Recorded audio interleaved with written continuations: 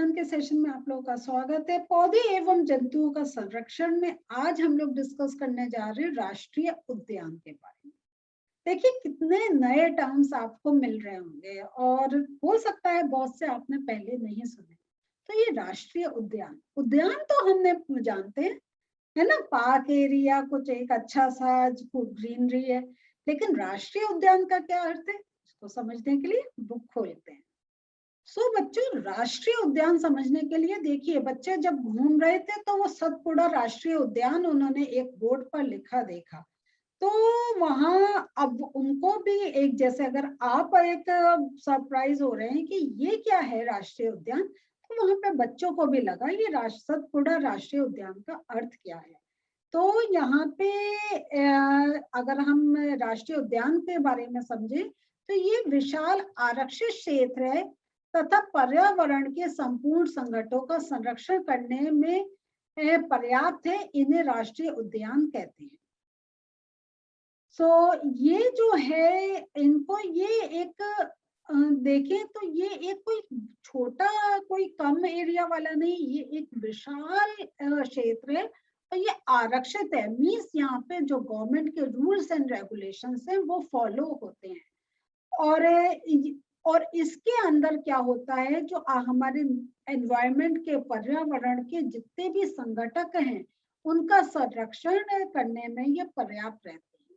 तो अब हम कहें पर्यावरण के संपूर्ण संगठक, तो उसमें हमारे माइक्रो ऑर्गेनिज्म भी आ गए, हमारे छोटे ऑर्गेनिज्म भी आ गए, हमारे बड़े जीव जंतु भी आ गए, पेड़ पौधे भी आ गए, वहां की आपका हवा, पानी, सॉइल सब आ गए। तो देखिए यहाँ पे जब हम वन्य प्राणी अभयारण्य की बात कर रहे थे तो वो वाइल्ड लाइफ सेंचुरी, वहां पे हम एनिमल्स पे फोकस कर रहे थे ज्यादा। लेकिन जब हम राष्ट्रीय उद्यान की बात कर रहे हैं तो इसका अर्थ है वहां पे हम सब चीजों के बारे में एक टेक केयर है और उन सब पर एक रूल्स एंड रेगुलेशंस भी फॉलो हो रहे हैं और जिनको हम जब जाएं विजिट करें तो फॉलो करना चाहिए। ये जो है ये आप वनस्पति जात मीन्स आप पेड़ पौधों से रिलेटेड, प्राणी जात मीन्स आप जितने भी हमारे ऑर्गेनिज्म हैं उनके साथ, दृश्य भूमि आपके जो एक नेचुरल आपको सीनरी देखने को मिलती है, और ऐतिहासिक वस्तुओं का संरक्षण, ये एक इम्पोर्टेंट पॉइंट है। ऐतिहासिक वस्तुओं का संरक्षण, अभी जब हम आगे चलेंगे आपको और पता चलेगा। मीन्स वहां पे कोई, अगर आपका कोई स्पेशल स्टोन्स है, कोई स्पेशल कुछ और हमें जो एक मिलता है, वो सब चीजें अगर हमें मिल रही हैं, या वहां पे पहले कहीं कुछ रहा हो, उसके अवशेष बचे हो, वो सब यहाँ पे एक सुरक्षित रहते हैं। तो ये अब ये एक और बहुत इम्पोर्टेंट पॉइंट आ रहा है, इसको जरा मार्क करिए। सतपुड़ा राष्ट्रीय उद्यान भारत का प्रथम आरक्षित वन है। ये देखिए केबीसी का क्वेश्चन है, याद रखिएगा, कभी भी आपसे जनरल नॉलेज के कहीं आप एग्जाम दे रहे हो तो पूछा जा सकता है। तो सतपुड़ा का जो राष्ट्रीय उद्यान है वो भारत का सबसे पहला, मीन्स ये सब पहले नहीं था, ये धीरे धीरे जब देखा कि कैसे कैसे एनक्रोचमेंट हो रहा है, लोग कब्जा कर ले रहे हैं, लोग वहां पे शिकार कर रहे हैं, उन सबको रोकने के लिए गवर्नमेंट ने ये सब अपने पॉलिसीज बनानी शुरू करी थी। और ये जो हमारा सतपुड़ा जो राष्ट्रीय उद्यान है, इसमें सर्वोत्तम किसकी टोक सागौन इस वन में मिलती है। तो और अभी हम चलिए पहले ये एक से रिलेटेड है तो ये इंपॉर्टेंट पॉइंट डिस्कस करते हुए आगे चलते हैं। जो ये जो आपका सतपुड़ा राष्ट्रीय उद्यान की, अब आप देखें, मैंने कहा था ना कि स्टोन्स कुछ वो, तो यहाँ देखिए चट्टानों में आवास भी स्थित है, चट्टानों में। तो ये एक नेचुरल चीज है जो हमें वहां देखने को मिलती है। और ये इन वनों में मनुष्य की गतिविधियों के प्रागैतिहासिक प्रमाण भी हैं। मीन्स पहले जो हमारे जो जैसे हमारा एक डेवलपमेंट हुआ था, पहले जो अर्ली मैन रहे हैं, पहले के लोग किस प्रकार रहते थे जब उनके साथ कोई सुविधाएं नहीं उपलब्ध थी, उसके भी प्रमाण हमें यहाँ मिलते हैं। यहाँ तो जरूर जाना चाहिए, बड़ा अच्छी जगह होगी, है ना। और इसमें हमने वही जैसा मैं कह रही थी ना पहले, प्री हिस्टोरिक मैन, आदि मानव के जीवन यापन के बारे में भी पता चलता कि किस प्रकार करा, क्योंकि उन्होंने उस समय वो जंगलों में ही तो रहते थे, क्या उन्होंने किस प्रकार अपनी झोपड़ियां बनाई होंगी, कैसे रहते होंगे, किस प्रकार भोजन बनाते होंगे, वो कहीं कहीं उनके अवशेष हमें देखने को मिल सकते हैं। तो और फिर हमें इन चट्टानों में क्या होता है, ये पेंटिंग कलाकृतियां भी देखने को मिलती हैं। जो पहले लोग कुछ ना कुछ अपना दीवारों पे ही अपना कुछ कलाकृति बनाते रहते थे, वो भी हमें यहाँ देखने को मिल सकती हैं। और यहाँ देखिए ये 55 चट्टान आवास की पहचान हो चुकी, इतने हैं। तो अगर आप इस एरिया के आसपास है तो जरूर जाइएगा, लेकिन अगर इससे दूर भी है तो किसी एक छुट्टियों में जरूर यहाँ जाने का प्रोग्राम बनाइएगा, बहुत अच्छा लगेगा। फिर आगे देखते हैं, जंतु एवं मनुष्य को इन कलाकृतियों में लड़ते हुए, शिकार, नृत्य, वाद्य यंत्रों को बजाते हुए दर्शाया गया। तो देखिए जब हम इतनी पुरानी कलाकृतियां देखते हैं, वैसे ये हिस्ट्री का पॉइंट है लेकिन थोड़ा डिस्कस कर लेते हैं, हमें ये कलाकृतियां देखकर ये पता चलता है कि उस समय मनुष्य कैसे रहता था, क्या क्या उनके पास सुविधाएं थी। क्योंकि अब उस समय का अभी अब हमारे पास ऐसे कोई रिलेशन नहीं है, तो हमें यह जो अवशेष मिलते हैं उनसे हमें पता चलता है। ये जरूर आपने हिस्ट्री में जब हम हड़प्पा कल्चर और सबकी बात करते हैं तो जो छोटे छोटे अवशेष हैं उनसे फिर हमारे के जो आर्कियोलॉजिस्ट हैं वो स्टडी करते हैं और वो सबका रिलेशन बनाते हैं और फिर एक इमेज हम क्रिएट करते हैं कि उस समय उनके पास क्या सुविधाएं थी, क्या नहीं थी, किस प्रकार जीवन यापन करते थे, वो सब एक हमें देखने को मिलता है। तो चलिए ये एक इंटरेस्टिंग पार्ट से अब हम आगे चलते हैं। फिर आगे एक और जगह बच्चे पहुंचे जो था सतपुड़ा बाघ आरक्षित क्षेत्र। आप एकदम समझ गए होंगे, यहाँ मीन्स बाघों को हमने सुरक्षित कर रखा है, उनका शिकार उन पर और किसी प्रकार का उन पर एक अत्याचार उसको रोक रखा है। तो ये जो है ये आता है प्रोजेक्ट टाइगर के अंदर। तो या हम इसे कहते हैं बाघ परियोजना, जिसमें हमने बाघों को सुरक्षित करा, क्योंकि ये भी एक एंडेंजर्ड स्पीशी में आ गया है बाघ, अब की संख्या कम होती चली जा रही है। तो इस परियोजना का उद्देश्य अपने देश में बाघों की उत्तरजीविता एवं संवर्धन करना था, कि हम कैसे इनको सुरक्षित कर पाए। देखिए ये देखिए कितने प्रकार के जीव, हम जब इनको अगर इन वनों में जाएं, इनको देखें कितना अच्छा लगेगा, लेकिन अगर ये एक्सटिंक्ट हो गए, ये इनकी प्रजाति खत्म हो गई तो क्या हम देख पाएंगे? नहीं। तो इनको सुरक्षित करना बहुत एक नीड है आजकल के टाइम में। तो यहाँ पे देखिए अभी एक आ रहा है, क्या अभी भी बाघ मिल सकते हैं? हाँ बाघ मिल सकते हैं, अभी हैं। लेकिन जब हम जाते हैं, जब ऐसे जंगलों में घूमते हैं तो कभी कभी हमें कुछ देखने को मिलते हैं, कभी कभी नहीं देखने को मिलते, क्योंकि जब वन जंगल है बहुत घना है, चांस है आपका कब वो सामने से आ जाए। लेकिन यही डिफरेंस होता है जू में, क्योंकि वो पिंजड़े में बंद है, कहीं आ जा नहीं सकते, तो आपको देखने को मिल जाता है। तो यहाँ पे ये जो आपको यहाँ पे बाघ का जो चित्र दिखाया है ना, ये ओ माय गॉड।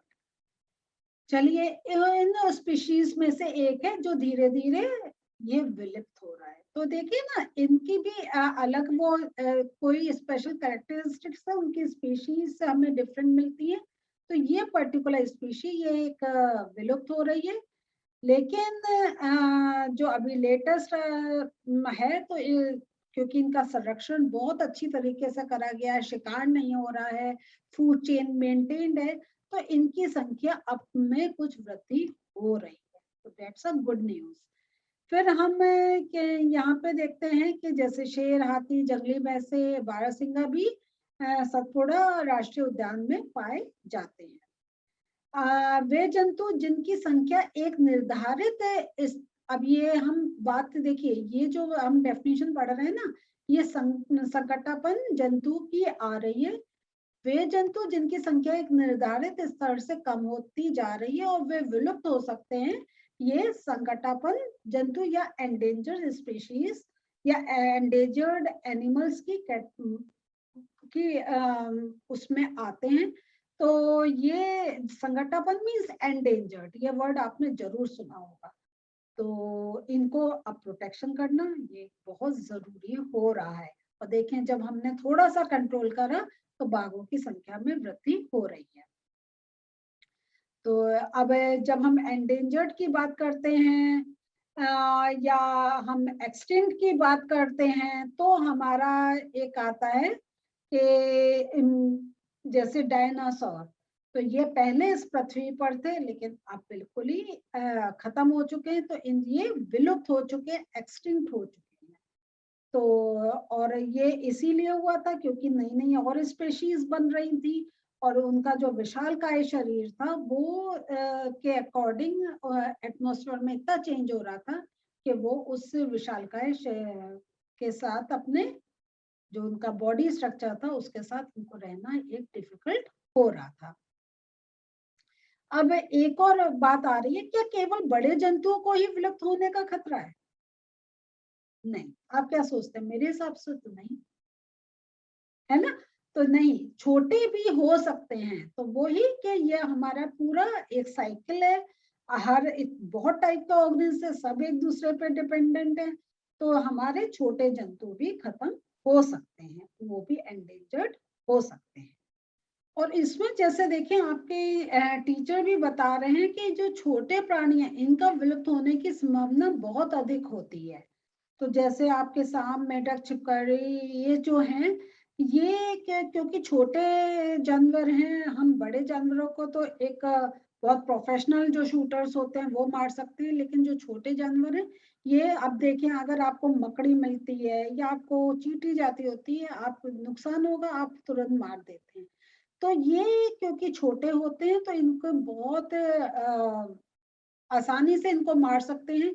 इसलिए हम इनका एंडेंजर होना भी एक यह नहीं है कि वो छोटे हैं तो विलुप्त नहीं हो सकते या उन पर संकट नहीं आ सकता। सब चीजें उन पर भी अप्लाई होती हैं। तो और जब ये जो छोटे जीव होते हैं इनको मारकर हम लोग सोचते हैं, हम लोग ये एक लेते हैं कि ये हमें नुकसान करेंगे तो हम मार देते हैं। अब आप देखें आपके घर में आपके जैसे कोई एक चूहा है या छोटे हम जैसे देखते हैं हमारे केचुए घूम रहे हैं, कुछ है, तो हम अगर चल रहे हैं और वो किसी कारण से वो हमारे रास्ते में आ रहे हैं तो हमारे पैरों के नीचे आके तब वो खत्म हो जाते हैं। तो इस प्रकार हम उनको उनका नुकसान ही करते हैं। और दूसरा ये है, कभी कभी जैसे सांप है तो वो लोग इतना डर जाते हैं कि अगर सांप देखा तो उसको कहीं एक्सपर्ट कोई आके पकड़ के उनको जंगलों में फेंकने से वो अच्छा वो उसको मार कर खत्म करते हैं, क्योंकि उनको डर होता है कि ये कहीं फिर से आया तो कभी हमें नुकसान कर सकता है, हमारे जीवन को हानि पहुंचा सकता है। तो इसलिए हम काफी निर्दयता से उन छोटे छोटे जीवों को मार भी देते हैं। उनको मारने का एक तो है कि या तो हमें अच्छे नहीं लग रहे हैं, हमें सामने ये बुरा लगता है उनको देखकर, या कभी कभी हमें ये भी लगता है कि ये हमें नुकसान पहुंचाएंगे। तो वो भी एक कारण रहता है जो हम छोटे जीवों को मार देते हैं। लेकिन हमें ये ध्यान देना चाहिए कि चाहे वो छोटे हैं लेकिन जो हमारा इकोसिस्टम है, पूरा एक सिस्टम बना है, उसमें उनका भी बहुत बड़ा एक रोल होता है। और जैसा मैंने आपको वही फूड वेब का बता रही थी कि वे आहार जाल एवं आहार श्रृंखला, तो वह आप फूड चेन लें या फूड वेब लें, उसमें आप देखेंगे कि हर जो प्राणी है वो एक इम्पॉर्टेंट रोल प्ले कर रहा है, और इसके बारे में आप पहले क्लासेस में पढ़ चुके हैं। और किसी क्षेत्र के सभी पौधे, प्राणी एवं सुशी अजैव घटकों जैसे जलवायु, भूमि, नदी, डेल्टा आदि संयुक्त रूप से किसी पारितंत्र का निर्माण करते हैं। तो जो पूरा इकोसिस्टम बन रहा है, पारितंत्र बन रहा है, वो आपका जीवों से भी बन रहा है, पौधों से भी बन रहा है, जलवायु से भी बन रहा है, भूमि से भी बन रहा है, वहाँ जो वाटर सोर्सेस हैं आपका या माउंटेन्स हैं, सब चीजें मिला के एक पारितंत्र बनता है, क्योंकि हर घटक अपना एक रोल प्ले करता है, जिससे बाकी के जो जीव हैं उनका जो एक रूटीन है, उनका जो एक स्ट्रक्चर है वो इफेक्ट होता है। तो आप जैसे देखते हैं कि जो आपके बर्फ वाले पहाड़ हैं वहां पे आपको पेड़ अलग मिलेंगे, जंतु अलग मिलेंगे, लेकिन वो पहाड़ का ही एरिया है, लेकिन बर्फ वाले नहीं है, तो वहां पे अलग टाइप के जीव जंतु मिलेंगे। और अगर आप प्लेन्स में आ जाए वहां पे अलग टाइप के मिलेंगे। तो हर जो एक जिस टाइप के क्लाइमेटिक कंडीशंस होते हैं उसी प्रकार से हमें प्राणी मिलते हैं, हमें उसी प्रकार से पेड़ मिलते हैं। फिर एक और आता है आपका रेड डेटा पुस्तक। ये जो है होती है, ये जो रेड डेटा पुस्तक होती है, इसमें सभी संकटापन स्पीशीज का रिकॉर्ड रखा जाता है। जितने भी हैं इस कैटेगरी में सबका रिकॉर्ड किया, उनकी संख्या आइडेंटिफाई करी जाती है, किस एरिया में मिलते हैं, किस चीज से उनको खतरा है, ये पूरा उनका एक रिकॉर्ड रखा जाता है। और इसमें पौधे, जंतु और अन्य स्पीशीज के अलग अलग रेड डेटा पुस्तकें हैं। मीन्स आपके पौधों का भी पूरा बनता है। बहुत से पौधे भी हमारे हैं जो एक पर्टिकुलर एरिया में पर्टिकुलर क्लाइमेटिक कंडीशंस में मिलते हैं, लेकिन जब उन क्लाइमेटिक कंडीशंस चेंज होती हैं वो पौधे खत्म हो जाते हैं, मर जाते हैं। तो ये सारा रिकॉर्ड हम रेड डेटा बुक में रखते हैं। और अगर आपको और एक क्यूरियोसिटी हो रही है तो ये जो लिंक है इसको आप इस पर जाएं तो आपको और बहुत इंफॉर्मेशन मिल सकती है। तो जाके देखिएगा, ट्राई करिएगा। सो हम आज के नोट्स देखते हैं। आप राष्ट्रीय उद्यान की बात करें तो सरकार द्वारा घोषित विशाल आरक्षित क्षेत्र जो पर्यावरण के संपूर्ण संकटों का संरक्षण करने के लिए पर्याप्त है, इन्हें राष्ट्रीय उद्यान कहते हैं। ये प्राणी जात, वनस्पति जात, दृश्य भूमि तथा ऐतिहासिक वस्तुओं का संरक्षण करते हैं। याद रखिएगा, ऐतिहासिक वस्तुओं का बहुत इंपॉर्टेंट है। सतपुड़ा प्रथम आरक्षित वन है। प्रोजेक्ट टाइगर की बात करें तो धीरे धीरे हमारे वनों में बाघ विलुप्त हो रहे हैं। इस कारण हमारी सरकार ने बाघों के संरक्षण हेतु प्रोजेक्ट टाइगर अथवा बाघ योजना लागू की है। इस परियोजना का उद्देश्य अपने देश में बाघों की उत्तरजीविता एवं संवर्धन करना था।